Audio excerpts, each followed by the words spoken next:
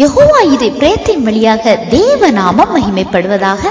உங்களையும் வெல்கம் பண்றேன். பிரியமானவர்களே, நமது வாழ்க்கையில ஆண்டவர் நிறைய நன்மைகளை நமக்கு செய்திருக்காங்க. அதே நேரத்துல சில குறைவுகள் வரும்போது அந்த குறைவுகளை நினைச்சு நாம சோர்ந்து போயிடுறோம். மற்றவங்க கிட்ட பேசும்போது கூட, ரட்சிக்கப்படாத நபர்கள்ட்ட கூட ஆண்டவர் செய்த நன்மைகளை சொல்றோமோ இல்லையோ, நமது குறைகளை நாம அதிகமா சொல்றோம்.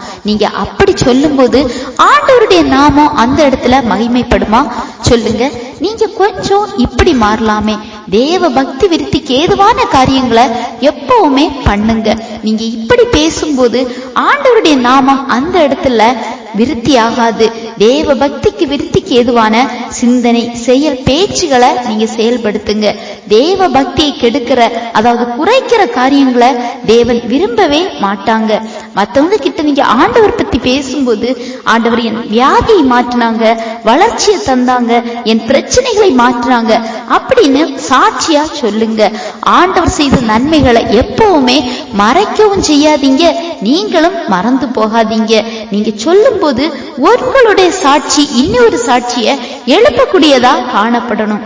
நீங்க அப்படி ஆண்டவரை பத்தி மற்றவங்க கிட்ட சொல்லும் போது அவங்களுடைய விசுவாசம் ஆண்டவர் மேல இன்னும் மேம்படக்கூடியதாய் காணப்படும். பிரியமானவர்களே, எப்போதுமே ஆண்டவரை பற்றி பேசும்போது, உங்க வாழ்க்கை காரியங்களை பத்தி மற்றவங்க கிட்ட நீங்க பேசும்போது மைனஸா பேசாதீங்க. ஆண்டவர் செய்த நன்மைகளை நீங்க சொல்லி கொடுக்கிறவங்களா காணப்படுங்க. சரியா? இந்த செய்தி உங்களுக்கு பிரயோஜனம் உள்ளதா இருந்திருக்கும் நம்புறேன். ஆண்டவர் தாமே உங்களை ஆசீர்வதிப்பாராக.